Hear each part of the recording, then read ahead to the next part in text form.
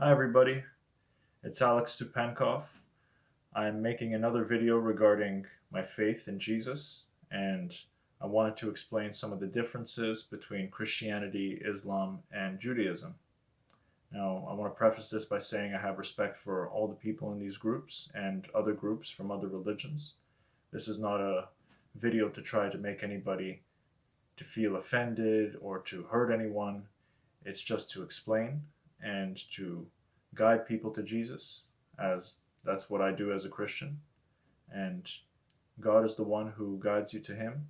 It's just, think of this as just a video where I'm talking to you, explaining these differences. And if I get anything wrong, please feel free to write in the comments where I misunderstand things.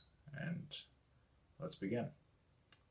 So I think we can all agree that Muslims, Christians, and Jews seek God. We're all enamored by who God is. We can see the work of His hands when we look at the sky, the flora and the fauna, when we look at family, children, and when we see God's work in our own lives. What Muslims, Christians, and Jews are divided on are a number of things, but one of the major disagreements is on the divinity of Jesus. If you ask any practicing Christian, Muslim, or Jew how many gods there are, we will all tell you one. Where things get heated is once Jesus is referred to as God. Now, all three religions acknowledge that Jesus was a man, so that fact in itself is enough to get a Muslim or a Jew to cross their arms and reject how a man could be divine. Another big rejection from practicing Muslims and Jews is the Holy Trinity, which may seem like we Christians believe in three gods. So let's explore some of these discrepancies and gain more of an understanding on why we Christians believe what we do. First, let's start with the fact that Muslims believe Jesus to be a prophet and the Messiah, someone who they believe was sent by Allah and was born of a virgin. Muslims do not believe Jesus was crucified and rose from the dead. They believe that Allah deceived the onlookers of the crucifixion into believing Jesus was crucified when it was someone else. They believe He ascended to heaven and sits at the right hand of Allah. Orthodox Jews do not believe Jesus to be the Messiah. To be clear, these Jews are not Messianic, which is a group who do believe in the divinity of Christ and Jesus being the Messiah. So Orthodox Jews believe that Jesus was a revolutionary that caused an uprising. They believe He was crucified, but do not believe in the resurrection. So let's first examine the Muslim argument. Jesus is Messiah. He was born of a virgin and has ascended to be on the right hand of Allah, who Muslims believe is God, and He is coming back to execute judgment. At first glance, there's a lot in common. So let's unpack some of this. But first, let's examine history for a moment.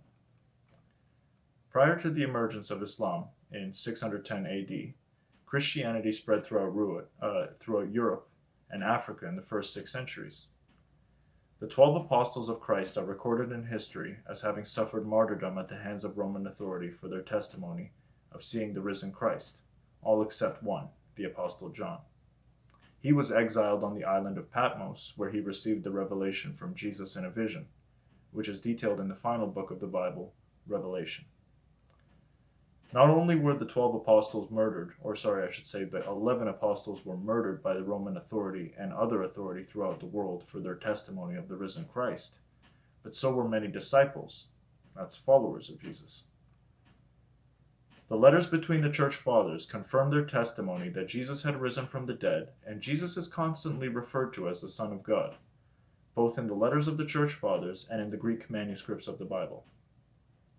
We still have possession of these historic manuscripts, these letters from the church fathers, and all the translations of the Bible come from these Greek manuscripts from Antioch, Syria, and from Alexandria, Egypt.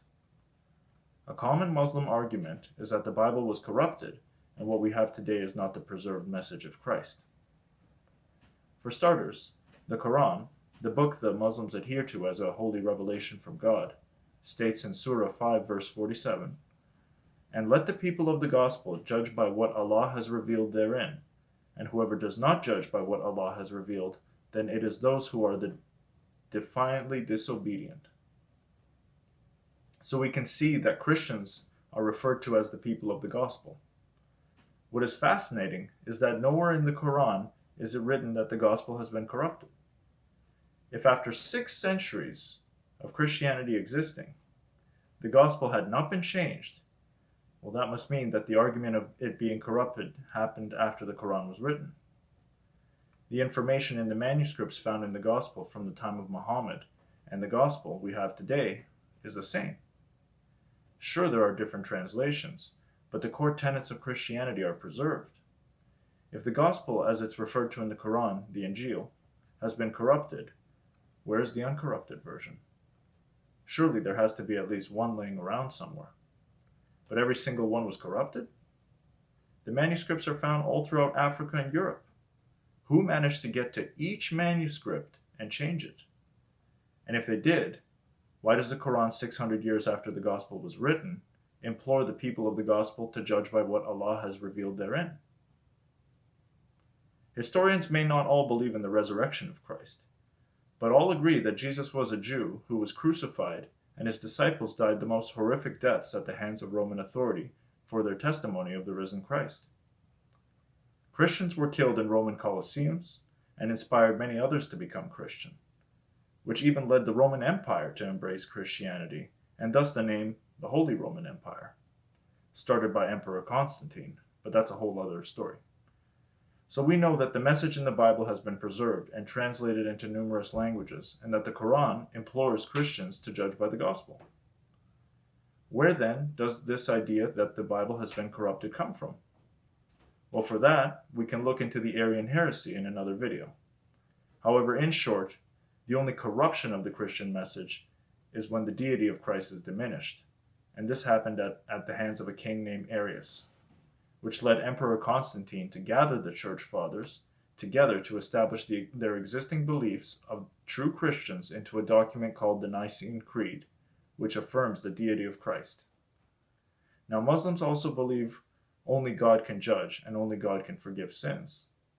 And we can see in the Bible that Jesus forgave sins and Jesus is returning to judge the living and the dead. This in itself should raise an eyebrow to the practicing Muslim, because this means that Jesus has the same authority as God. Regarding the idea that Muslims adhere to, that it was not Jesus who was crucified but someone else, first let's ask, why would the Sanhedrin, the Supreme Council and Tribunal of the Jews, want Jesus to be crucified in the first place? He must have said or done something that made them angry. Because if all Jesus said was to worship God, then why all the kerfuffle? Jesus equated himself with God several times, forgave sins, and accepted worship. These things were reasons for why the Sanhedrin had the Romans crucify Jesus. Not to mention, Jesus himself told his disciples that he would be handed over to the Gentiles, which means the non-Jews, to be killed, and that he would raise himself from the dead. We cannot simply use the argument that these verses are corrupted just because they do not fit the narrative of the Quran.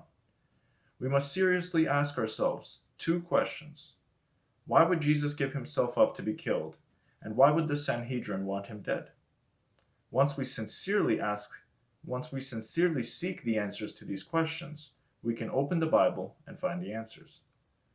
In the Quran, Jesus is born of a virgin. If this is the case, who is Jesus' father? You will often hear from Muslims that he has no father, and that is to say God, and to say that God is Jesus' father is to say God had sexual relations with the Blessed Mother Mary. This in itself is a very carnal way of diminishing God's almighty and mysterious ways. It is limiting God to only operate in the confines of what human fathers are capable of. If in Islam, Mary was impregnated without sexual intercourse, who made this impregnation happen? It wasn't Mary. It must have been God. We must inquire why it is that no other prophet in Islam or in Christianity was born of a virgin. We must ask why, and the answers can be found once we open the Bible and read it without the presupposition that it has been corrupted. Thank you for watching.